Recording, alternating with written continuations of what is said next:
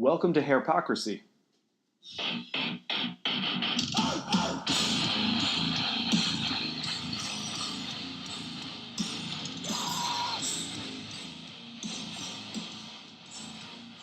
All right, so to get started here, this is the first podcast I ever recorded, and I recorded with Manny San Martin, a good friend of mine. We became fast friends. I have a lot of respect for Manny, not only as a very talented hairstylist and educator, but just a human being. We share a lot of the same interests. We both love comedy. We have just a very similar outlook on life, which is it's don't take it too seriously. And yeah, we became fast friends. We are the same age, and he's just a great guy. I've come to love Manny. I love his dry ass sense of humor. If you know Manny, he's got a very dry sense of humor. He's a total prick, and that's what I love about him. But we met a few years ago through Wella. Wella being the parent company of Sebastian Nioxin. He's a Nioxin artist. I'm a Sebastian artist, and Wella is the parent umbrella. And I think it was at a show. Well, we didn't meet at a show. I think we met before that, but there was a show in LA. It was the Sebastian What's Next regional competition at the Avalon. Is it Avalon? Is that what it's called now, or used to be called? I don't know. Whatever. So we met. He was presenting on stage. And I was a judge for the competition, one of the judges for the competition, and I remember getting there before the show started, and I was parking across the street from the venue, and I didn't have cash on me, and I remember getting out, and I was just getting there. Manny had already been there prepping models and whatnot. He was coming out of the venue, and I forget what, I didn't have cash, and we're saying hello, and I forget what. I think he just asked me if I needed cash for parking, or I forget how it came up, but I did, because I didn't have any cash on me. So he gave me $20 to pay for parking, and I immediately thought, like, fuck, that was really cool. Like, what a nice dude. Like, wow, we barely know each other, and here's $20. And yeah, it was almost immediately like, I want to get to know this guy. He seems really, really cool. But so yeah, we became fast friends, and that was we didn't meet that night, but I think that was the time where we had most of our most interaction up to that point. So since then, we've traveled around. We've done a series of shows. Actually, we traveled together all year. This year, 2017, around the Cosmoprof and Armstrong McCall shows. Myself as representing Sebastian, him Nioxin. And he just, one of the things I look forward to the most when we were on the road together was being able, like, going to dinner with the boys, going to dinner with Manny, just spending time together. The one night in, where were we? San Antonio, we shared a bed together. That's another story for another podcast. He was super awkward about it, but that's okay. I questionably was not. But anyways, so yeah, he's a great guy. I love him. I have respect for him. A lot of admiration for him. So he came up to my apartment, and we ate pizza, drank beers, and we talked for about over 2 hours or whatever. But I wound up editing this down. Don't worry, this is not a 2+ hour podcast. I wound up editing this down just based on what I felt like was relevant, or whatever. So we talk again.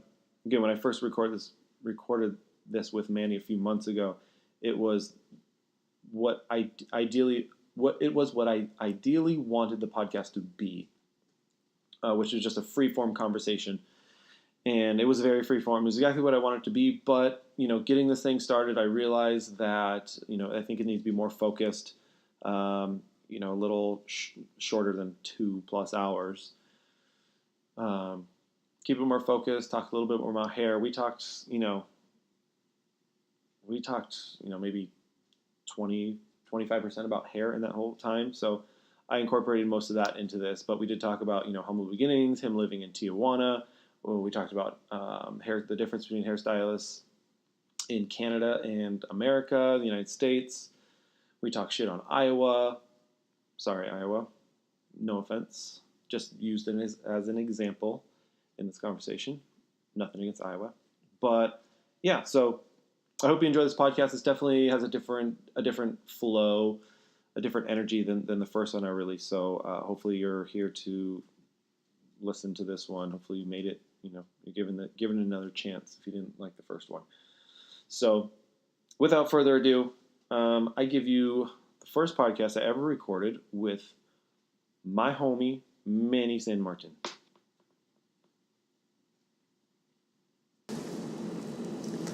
Here with my homie Manny. Cheers, brother. Cheers.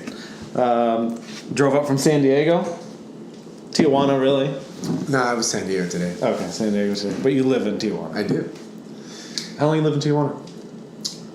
2 years, and it was 2 years in February, and we're in the month of August, so. What's it like? People, every time you hear anyone talk about, people are scared of Mexico in general right now. They think it's sketchy and dangerous. Yeah. And I feel like I have to tell people, it's not that. You're not going to get shot in a fucking drug war in the middle of something. Yeah. I feel like people have a total misconception of Mexico in general. They're just scared. But what's it like? What's Tijuana like? Well, it's definitely not the prettiest place to visit. And I grew up going to Tijuana back and forth as a child. Yeah. So it's normal to me, stray dogs and kids begging. It's not nice, but it's normal. Yeah. What's it like? It suits me because if you know me, I go through life winging it. I do. And Tijuana is a city that basically, some cities they're are zoned for things. You could tell someone mapped it out. There was urbanization involved. Tijuana just kind of grew organically, and people just got really creative with how let's just build a house and then we'll deal with the sewage system later. It's a bit chaotic, but somehow it works, and I like that because it suits me. If everything's too nice or too clean, to me it's not that exciting. Yeah. And you like a little character. I do. I like a little dirt, and people get really creative when they don't have a lot of money.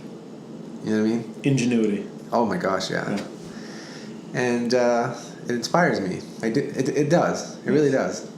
I mean, my last time I was in Tijuana I was 19, going down to the bars, and I didn't even drink at the time. I was straight edge at the time, so I just went down there with a group of people and go to a highlight match, see the donkey show, a painted zebra donkey Did you show. really see that? We didn't go to the donkey show. We did go to the strip club. Yeah. And I was, went to the bathroom at the strip club and, just trying to go to the bathroom, and the guy rolls up next to me and, didn't go pee, just rolled up in the stall next to me and asked me if I, wanted some Coke, which I politely refused, but, I wanted to tell him, let's have a conversation when my dick's not out, but... Yeah, it's a little awkward. It's a little awkward in Mexico, in Tijuana. Anyways, that's another story. That's the thing, though. I feel like a lot of people that are 19 or even under 18, before you're allowed to drink in this country, go down there to look for stuff, have a good time, whatever that consists of, drugs. Yeah. So usually you encounter, bad stories. Yeah. Because of that. If you're looking for stuff, you might find it. Right. I never really went out looking for stuff. I was always looking for a good time. And in the legals, right. Legal sense of the... I just remember, my sister, she was old. She was 3 years older than me, and, her generation, going down there, like you said, before the legal age of 21 here in America, you could drink at 18, so they go to bars and get wasted, down in Tijuana. Oh, and it was a club, it was a total club spot for Southern California. And it's cheap. And it's cheap and stuff like that. I never, I went down there to experience it, but again, I didn't party. I was straight edge at the time, so it was I just wanted to see the culture more than anything. But yeah, a lot has changed, man. Since you and I are the same age. Mm-hmm. When I was 18, 17, I would go down there, and it wasn't the nicest, bars and stuff, but I had a really good time. You find some nice bars. Now it's amazing, man. Like I tell you stories about it all the time. Like the food is amazing. The quality of food that you can get there is. I've heard it's incredible. You don't like seafood, but the area where Tijuana is situated in Mexico, it's coastal, so seafood's huge. Yeah. They have everything that we have in the States, like craft beer. They're killing it with craft beer. The wineries are really amazing. It's just a nice area to go visit, and there's a lot of art.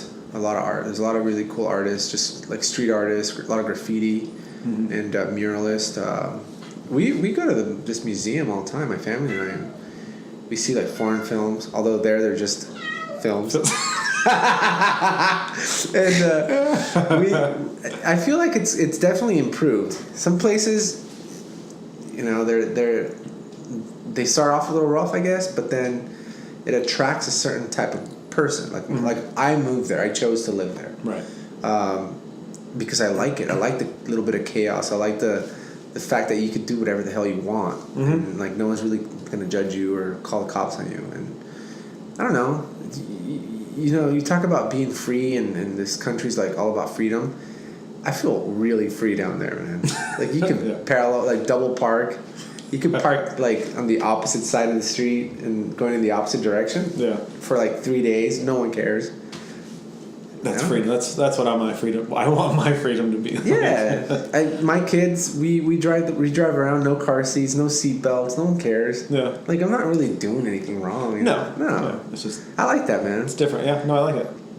No one micromanaging your life. No, on the little things that really don't. You're not hurting anybody. Never. That don't really matter. There's just no one like micromanaging. Like, don't do this. You know, it's just. I get a kick out of it though because of our job, we travel. We might be in one place at one given time, and then like I could be in the bar in a really nice hotel bar in New York, you know, ordering a whiskey for like $15, $16, $17, right? Fly home the next day, I'm eating street tacos with some actual like stray dog next to me for like under $2. Who might be on the menu tomorrow? Yeah. And I feel right at home. I feel right at home in both places. Yeah, and I laugh internally. I'm like, this is hilarious. Yeah, it's funny. I like you know. I keep saying I want to come down, and I do because I like that. I like character. You know, I like eat next to a stray dog and. Yeah, I'm into it. Like, I appreciate. I think one of the things that we became, fast friends is because I think we share a lot of the same opinions and views and just general. We have a general consensus on a lot of things, and I think we share that for sure. Like, for sure, I like that stuff. Like, I like the finer things in life. Don't get me wrong. I love that shit. I do. I like staying in nice hotels, and I like someone serving me and catering to me and massages and. But I also like eating street tacos with the stray dog and on the side of a dirt road. Like, it's awesome. I love it. I think I love the fact that I can go there and come back and no problem. Yeah. Some people are stuck San Diego's literally right. Dude, I can see San Diego. Like I could see like the downtown area of San Diego when I go to the beach. Some people just can't get across that border and they're stuck there, and that's their reality. Yeah. And I remind myself of that all the time, and I'm like, I know I'm a very fortunate person. I know I've always been. Everything I want, I feel like I've been able to achieve, and I love living there. But I also, if I couldn't come back to the States, I think it would drive me nuts. Yeah. But I love the fact that I can go back and forth. So you've always been an artist, by at least by the standard. Been a misfit or a reject as far as high school, and the things you're interested in again, like societal constructs, not following them. Is that what got you into hair? Kinda. It's funny because I was just thinking about this the other day. It's like growing up, my dad, hardworking person, blue collar, but I don't know why they could even call it blue collar. Why? I don't know where that term comes from. Yeah, I have no idea. Anyways, my dad didn't have a collar. It was like a t-shirt. And I was surrounded by my dad and my uncles and my dad's friends and neighbors. Like they all would like fix things, like or if a car broke down, they knew how to fix it, or they had like a saw. You know, they'd go to Home Depot, and I had no desire, and I always felt like I wasn't like on the right path. I'm like, holy crap, you know, like I'm not gonna be a man like that. I don't really care about cars. I enjoyed the cars, like nice cars, but I didn't want to like work on cars. Right. And I wasn't really good at math, so in school, like I said, people focus on these certain subjects, and if you're not into that, then you're like categorized, I feel like, as like a failure in my mind. So I didn't feel like I was the smartest, and although I love sports, the chances of getting into the pros were like really slim. Yeah, so that slim to none. It's like 1% of 1%. Yeah, and not the best looking guy, so modeling was out of the question. Don't kid yourself. You're beautiful. On the inside. And I loved shopping. My mom sometimes would take us shopping, like back to school shopping. Dude, that feeling of like, oh, I got these new clothes, and like I put them on my bed, and I matched them up with some pants, like shirts. And I'm like, I just love that feeling. I know you know that feeling. Oh yeah, I would wear when we go school, like back to school shopping. Yeah, dude, it's the best. I would like wear. I'd plan my outfit for the first day of school, and I'd wear it to bed, like shoes and all.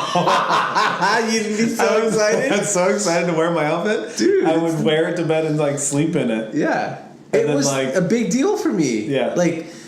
Some people I hear guys saying sometimes like, I don't like shopping, you know, like my girlfriend shops for me. I'm like, it's like your mom shopping for you, basically. That's the kind of guy who wants a mother for her wife. Yeah, no, we talked about this. They don't want they're not looking for a woman with an opinion. No, they want someone to mother them. Well, fuck that guy. Yeah, dweeb. So I remember just loving that, and like I just love shopping. I like the smell of new clothes. I love it when they put it in a bag and like they give it to you, and you're like, you know, so excited, so excited that the next day for school when I was gonna wear this outfit, like I woke up so early on my own. That's how excited I was. Like Christmas morning. Yeah, you know when you don't need an alarm, you just wake up at like 5:30 on the dot. Yeah. Bing. My mom used to shop at like Mervyn's, which doesn't exist anymore. Our family had a Mervyn's credit card. My mom worked at Mervyn's for a little bit. Dude, my mom was in debt because of me, you know? But going back to what you said, what got me into hair was I started getting really aware of my image because I love shopping, so I started getting really picky. In particular, I started ironing my clothes a lot. But the one thing I felt like I just couldn't really control too well was my hair. I have a lot of hair. It's curly. I have a big head, so it doesn't help. And my parents would always buy like whatever brand of shampoo or gel, like LA Looks, at the supermarket. Yeah. You know, they didn't go to salons. Labella? Did you ever use Labella? I don't remember. It was it was like $2.99 for like the big tub of gel. It was like LA Looks, but like almost like an off-brand of LA Looks. No, a Canal Street LA Looks. Santee Alley. Yeah, and you know when the hair starts like, once it starts to grow past here, like this natural border here, this line, it started bugging me. Yeah. And like, because my head's so round, once the size started getting too big, it started making my head look bigger. So I wanted to get my haircut constantly, like every week or 2 weeks was ideal. But you know, when you're 14, 15 years old, you don't have a job, you can't afford it, so you rely on your mom.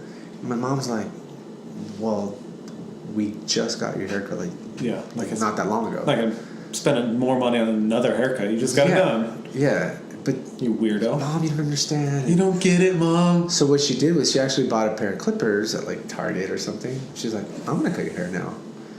So she tried, and she didn't do a very good job. And I remember I had like school pictures one day, and I had fucked up haircut, like bad.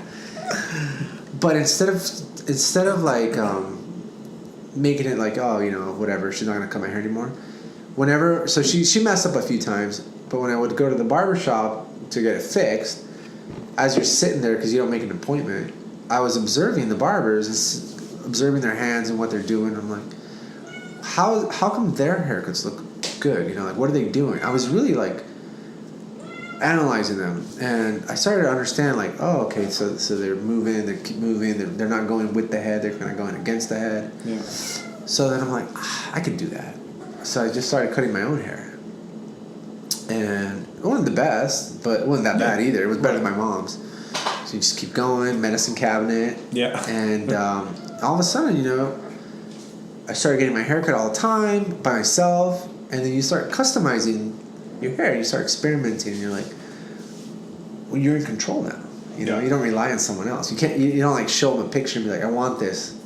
It's like now you're the one in control. And it was just like, wow, I love it. I love being in control. So then I started cutting my dad's hair, my friend's hair, grandpa's hair, and then all my friends from school, they were like, I heard, you know, you cut hair. Can you cut my hair? Because I don't have money either. Yeah. You know? And I was like, yeah, come over. So it was just something I did. And when I graduated from high school, I didn't know what I wanted to do with my life. I was like, dude, I graduated. That's like huge. Yeah. I definitely didn't want to work like as hard as my dad did. Like, come home all tired and dirty, and you know, like his hands are all black. I don't know, oil, and I didn't want to be a landscaper, construction work. I wanted to be around like cool looking people. So I was like, I'm gonna do some hair, and I signed up for it. And haven't looked back. Well, there's days. Maybe sometimes. Yeah. Could have been a dentist. We all have those days. Yeah. I mean, it's. I think anyone who hasn't questioned their path as a hairstylist is lying. You know, I think we've all had those times, lows, funks, whether they last a day or a week or a month or maybe even a year. It happens all the time. It happens to everybody, like anyone I know, from the most successful to the, you know, middle of the road, you know, hairstylists is always questioned like, shit, is this what I want to do? Like, did I choose the right thing? Is it too late? And I think it's a natural part. I mean, I can't speak for anyone else, but I would imagine any other trade or any other job that you do, I'm sure everyone has those. Of course. Whatever you chose, and you're like, shit, did I choose right? Yeah. Well, we talked about this too, like what people think success looks like, you know, like a straight line. Yeah. But what it really is like this like squiggly like failures, and eventually you figure it out and you're like, okay, I'm onto something now. Right. It's not point. Yeah, it takes A to point B. It takes years, man. It takes years. To get to A to Z, it's not A, B, C, D, E, F, G. It's A, M, P, D, E. Yeah. Like, it's all over the goddamn Sounds place. like a sobriety test. Don't test me right now. So I know you've mentioned this like in passing, like we were traveling together. You mentioned an interest in comedy. Oh my god, yeah. In like stand-up comedy. Yeah, I guess if I had the well, go ahead. I don't know what you think. I was just gonna ask, like, have you always thought about like comedy, or is it something that you are still thinking about or would want to still try, or like is it something that you would just want to give it a shot, see how you feel with it? Not necessarily to like change careers, like, oh, I'm going to go be a stand-up comedian. Yeah. But like just to, as something, you know, I mean, we all have hobbies, especially as creatives, especially as artists. You have your job, whatever pays the bills, and usually have 5 other hobbies or interests or passions. For sure. So it's like, I don't know, what's your...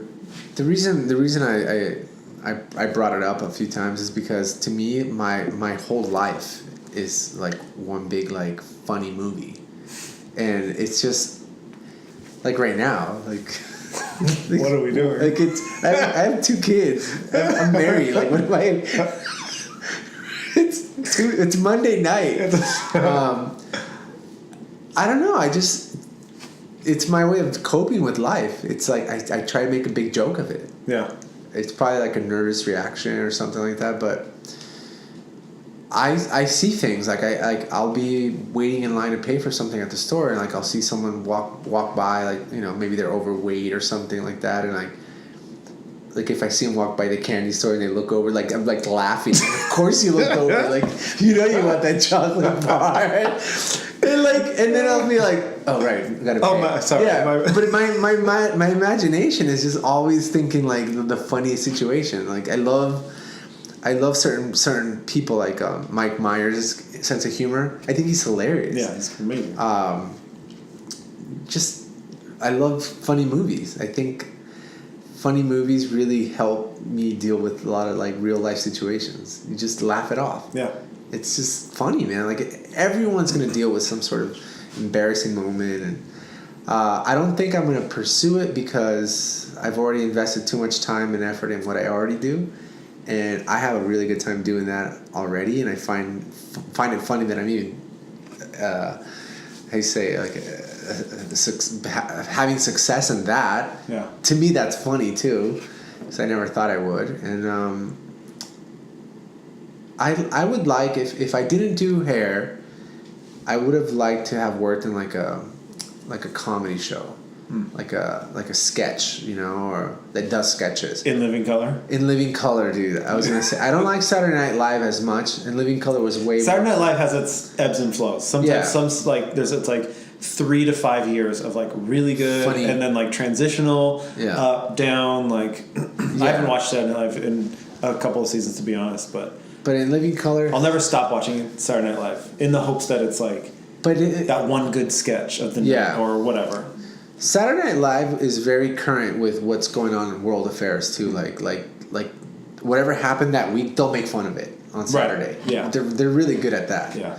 I love it, man. I think it's hilarious. I don't want to change that of me. Fortunately, what I do for a living, it's not that serious. Yeah. So we can crack jokes here and there. I always like. I'm like.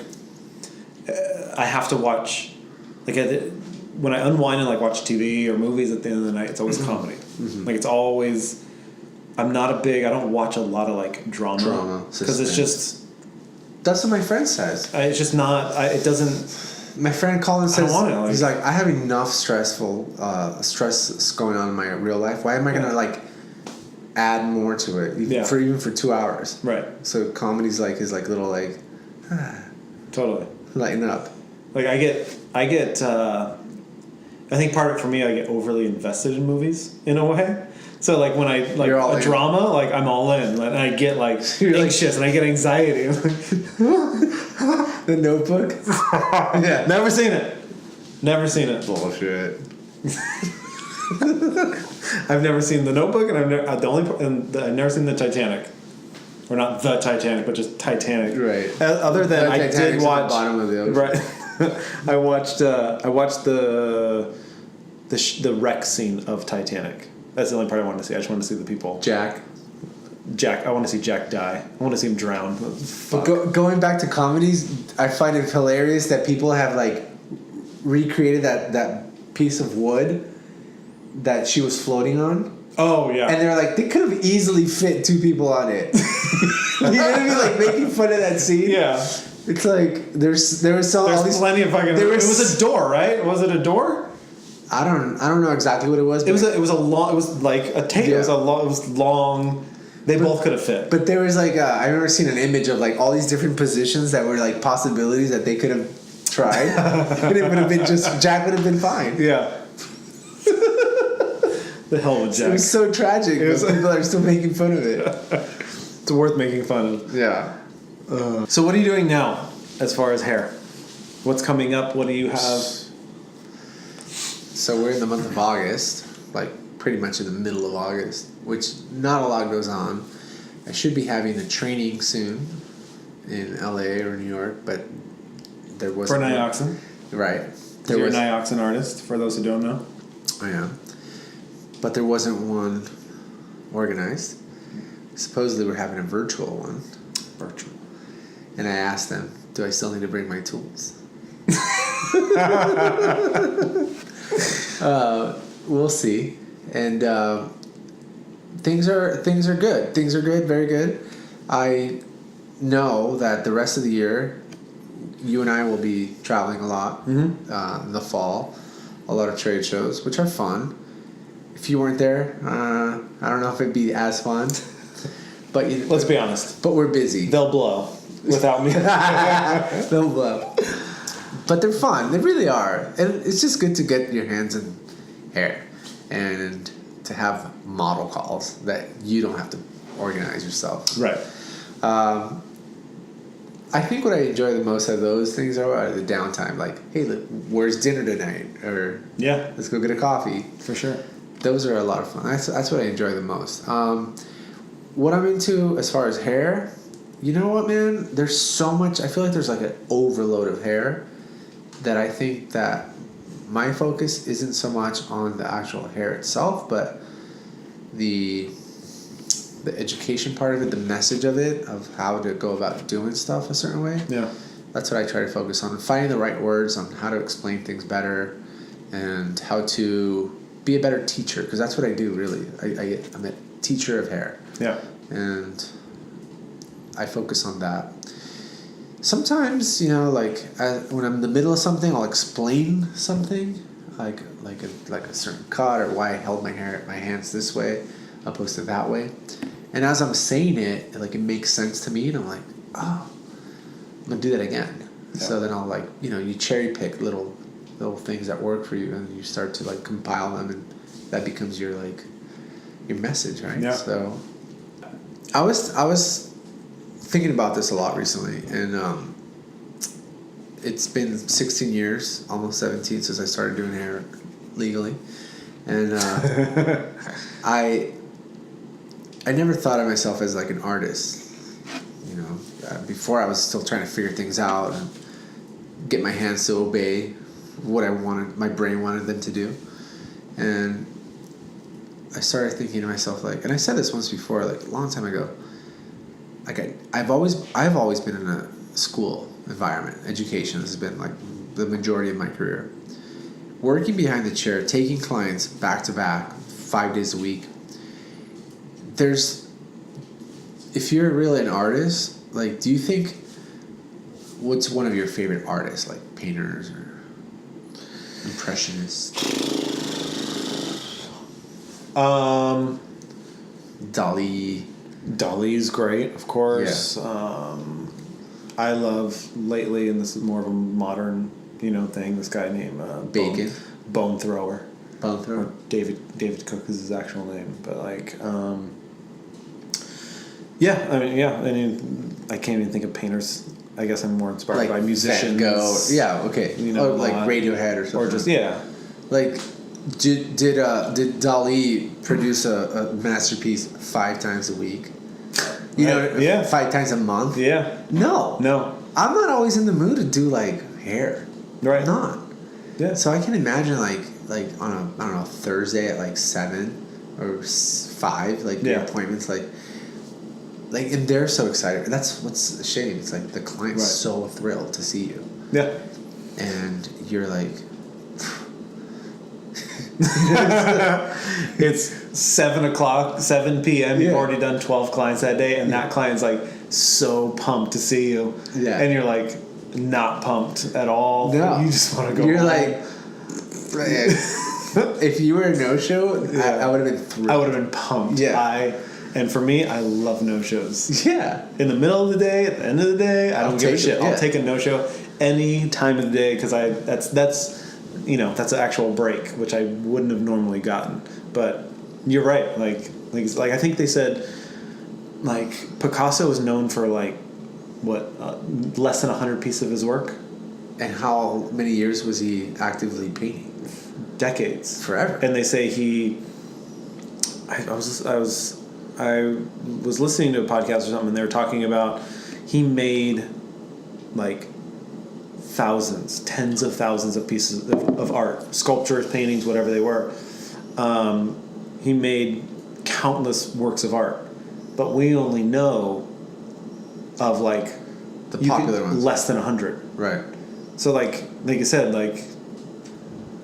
that's a fraction. That's a 1%, less than 1% of masterpieces. That's like saying every single client that you've done in 2000 and what year is it? 17. Yeah.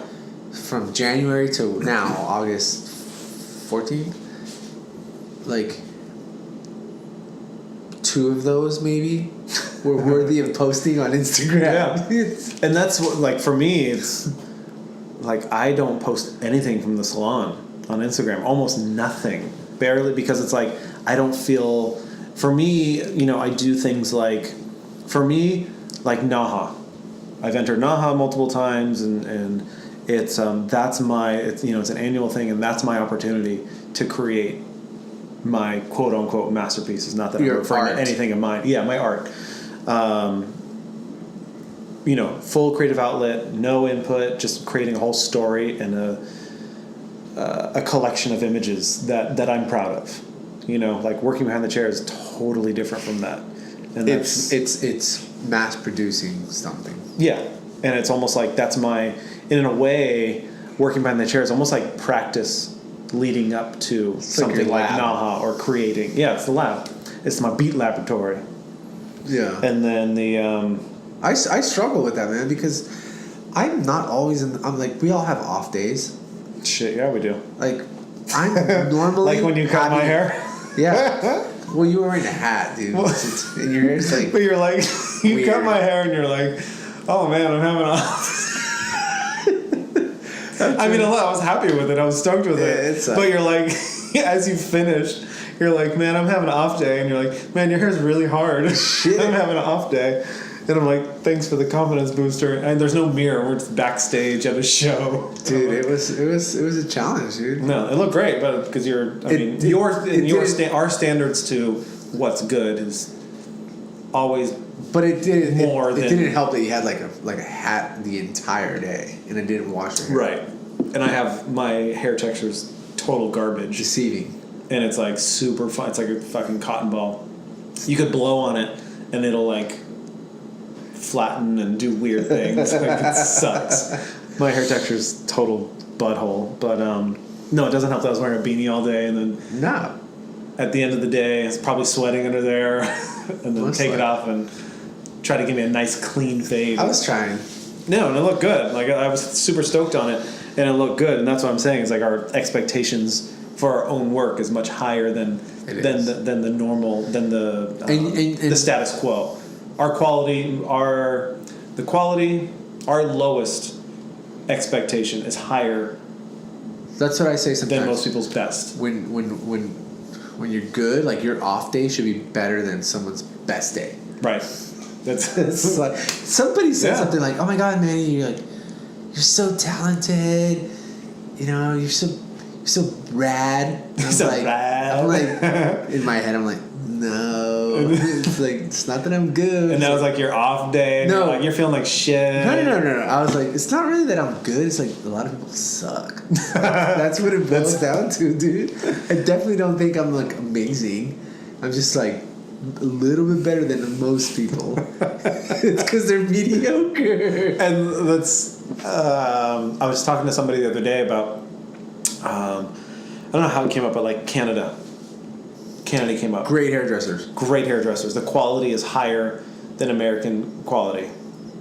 I think in a lot of it, one is population. Taste levels and population. An influence of the rest of the world, where we're influenced by reality TV shows consisting of long hair. Yeah. They might be influenced by like, I don't know, London street style or something. I don't know. Well, and I think they're like what I said earlier about Tijuana being my gateway to the rest of the world. Mm-hmm. Like, they're in tune with what's going on in the rest of the world. Right. So I feel like to us, they're like, wow, they're edgy. Mm-hmm. And I think what I was saying the other day, and I could be completely fucking wrong, but I think the level, or the amount of talented quality hairdressers in Canada to the U.S. is the same. But there's less people. There's less people there. And where Canada, coastally, Vancouver, Montreal, Toronto, they're on coast to coast. There's, high densely populated cities have a high quality. They have nothing in between. People don't live in the middle of Canada. Here in the States, we have New York, LA, high dense Chicago, I guess I was going to say Seattle, but they're not really necessarily high. It's cosmopolitan. It's coastal. Yeah, it's coastal. It's a city. But you have those, and you have the high quality, but here in the States we have everything in between, which brings the whole level, the average down. Do you ever think about this? I think about this sometimes. It's like, what if you can't control where you're born, who your parents are. No, God no. Like, what if you were born in like Nairobi, and you're the same person to you, dude. Like same year, but you were born like you couldn't control that. Like, how do you get to where you're at now if you're born in Mogadishu? Freaking damn. You know? That's a good question. That's crazy. Yeah. I've never really. I mean, I've thought about. And there's someone just like you out there somewhere, in like Serbia or I don't know, Astana, Kazakhstan. How much harder would it be for them to get to like to be a, educator and travel and I don't know, man. And I've heard this sentiment, when people say, America is the greatest country on the planet. Like, as Americans, we've heard that our whole entire lives. And I've talked to, through traveling and through just, I like to talk to people as far as like a people person. I like hearing people's story. I don't necessarily like to talk to the people around me. I like to talk to the people who don't look like they're from around here. Yeah. You know what I mean? Yeah. Like that person like, ooh, I picked up an accent. Where are you from? Yeah, where are you from? Yeah. Like, what's your story? Like, you get in the car with an Uber driver and, you're putting out some heavy accent and like, it makes me want to talk to them. Like, yeah. Okay, you're not from here, obviously. Obviously. Where did you grow up? Why did you make it? What brought you here? Things like that. Yeah. I'm curious. I want to know, like, what drives people. Uber. And it was, the sentiment that I've heard a lot, again, as far as regarding the sentiment of like, this is the greatest country on the planet. When I hear that from other people who are not born here, from people who are born from, second and third world countries, who will say the same thing, it's usually the same answer, and it usually has to do with opportunity. The idea that in America you have the opportunity to pursue what you want. And like you said, like someone like my doppelganger in Nairobi doesn't have the same opportunity. So what they have to do, like what I was able to do with, essentially just by making a decision. Just by showing up. They have to, I'm not saying I didn't work hard for what I have and, where I'm at today, they have to work 100 times harder. Yeah. Because they don't have the same opportunities. Yeah. And they won't have the same opportunities in Nairobi. So first off, they have to move here. And then they probably become an Uber driver. And then they become, Yeah, oh my God. We're starting at zero. They have to start at below. Negative. They have to start in the negatives. Which is fucking crazy to think about. That's going to the extreme. Like, Nairobi is obviously like freaking, I don't know, is it East Africa? Iowa. Going back to Iowa. You're in the States. Still very challenging. Where do you go to? Like I said, there's no real trade shows nearby that I know of. Right. Or at least not ones worth mentioning. Right. I mean, we do the trade shows. We travel around and do the trade shows. There's not one in Iowa. I've never think of. I've never been to Iowa. I've been to a lot of states doing education and stage work. I haven't been to Iowa personally. Dude, the airport was really small. Mm-hmm. Only 2 flights in, 2 flights out. Yeah. And I missed one of the flights, and I had to wait like 6 hours to get on the other one. And it's just like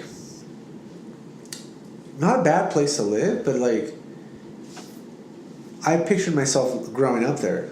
Same person I am, or I was. Like, I wanted certain things. Like I didn't feel like I could have did the job my dad did for his whole life. Like, where do you go? Right. Like, who do you like? I was like, oh, I want to do hair. Santa Monica, 2 hours away. I could drive there. Yeah. And that opened up a whole new world of possibilities. Like, someone from Iowa. Where do you go? Chicago, maybe. You probably go to a neighboring Big city. Big city. It's crazy. Moving on. You've been, I don't know, you want to share your fucking Insta handle, bro? My Insta handle? Insta handle and what you're going to be, you have any classes coming up? Yeah. My Instagram is esanmartin_. And I usually will post more of my, I don't know, in my stories I post a lot of my personal stuff, just my every day-to-day stuff, being silly. My usual posts have something to do with hair, a little bit of family stuff as well. September around the corner, all the way to November, pretty heavy. A lot of trips, a lot of traveling. Looking forward to where I'm at in my career. I think what I look forward to the most is not so much doing like shows or little like workshops, but I think more like reaching people in a way where they're like, they really feel like they got the value out of attending something that I participated in. You know, you ever think about that, Anthony? Like, it's like, oh, we just did a class. How many people are going to go back and actually apply what they learned? Right. Or like change a habit that they had. Totally. So it doesn't really mean anything unless they really get to them, you know. So. I think it was I read a quote recently, and it might have been Maya Angelou, a quote maybe. I read it somewhere. I don't remember where I read it or what context or what the fuck it was. It might have been Maya Angelou. I could be completely fucking wrong in that, but it was like, and I'm gonna butcher the quote itself, but we'll baseline it. It was something about, it's not about only X amount of people are going to remember what they hear, or people are only they're going to hear a fraction of what you hear. They're only going to remember how you made them feel. Yeah. And that, as an educator, resonated with me for sure. Like, and that's it. Like, it made me think about my experiences in being a mentee, being in that role as a student. And I mean, I always feel like I'm a student. I'm never always learning. I'm always trying to better myself and stuff like that. It's like the minute the teacher stops being the student, he's neither. Yeah. I was made me think about the things that how people have made me feel. The most impactful people that I've learned the most from is more about how they made me feel than what they said. For sure. So. And there's a lot of very talented people out there in all parts of the industry and in different industries as well. But I think the ones that make you feel like you also are capable of doing it are the ones that I feel gain more like of a follower or following, because it's like a selfless way of going about doing something. You know? So. And that's what education is, right? It's like information that you share. It's not information that you try to keep for yourself and look what I can do. It's like, no, man, like, let's make this life easier for all of us. Yeah. And whatever it is that you do. So, and I've been focusing a lot more on that, like the message. It's the message. It's not the end result. Like, I don't really care too much about the final result of the haircut. I want to post that. It's more like if I can get through something and explain it really, really well, I feel like I did a really good job. Yeah. The hair is like the least of my concern. Right. It really is. Yeah, that's what I've been trying to do that lately is just try to think about how where can I improve to be a better educator, like those things. Like, is it the message? Is it not to all mention, that shit. English is like not my first language, so to me I really have to think about the words and like wait, that doesn't make any sense. Oh wait, how could I? You know what I mean? So Spanish, you grew up Spanish was your first language? Yeah. Crazy. So I always stress about when I say something. I'm like, all right, I gotta sound like I know what I'm saying, and I gotta get through these people, You know, so the words I choose, I kind of freak out for a second in my head. The hair is my hands fine. Yeah. It's like, all right, I'm gonna say something. It has to make sense. Because if it doesn't, what's the point of talking? Right. You know? Yeah. Just shut up. Yeah. But it's funny to hear you be concerned about English being your second language, because no one would ever know or think that By now, yeah. that it's not your first language. But I think in Spanish. But it's still in your own head. It's it's crazy. You know when you think in a different language or you dream in a different. No, I don't know because I fucking But that's me. It's like I don't like in English. I have to like really put extra effort into what I'm about to say. Right. That makes sense. Yeah. I had to think about that to say it. Yeah. But I'd imagine by now it's in your head. It's gotten much easier. I'm sure. My confidence level. I used to stutter more. Or like I used to just like say things, and then I used to start thinking like, what the fuck did I just say? Yeah. Like, I bet they're all wondering the same thing. But you learn. Like, I don't know what he said either. Yeah. You just work on it, man. Yeah. Just work on it. Cool. All right. Well, fucking A. Let's wrap this shit up, and thanks for driving up. My pleasure. And hanging out, and I really wanted it to be more of a hangout session, and then just hit record on this fucker. And Well, it was. Yeah, it was. We were just hanging out. Yeah. That's what I'm striving for in this whole fucking thing, and effortless. Hopefully, it gives somebody. I thought we were gonna be like smoking cigarettes, and it's just. Did you want to? We could have. We could smoke whatever you want. No. Bring some of that Mexican mota up here and. Dude, the California has way better stuff. Apparently, California is the mecca.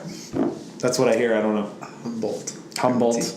Apparently, this is the perfect, or Central California is a perfect climate, perfect everything. This is the best weed in the world is California, but I have no fucking idea. But I gotta pee. You gotta pee. All right, brother. Signing off. Hot mic. Aw. Going cold. It's a wrap.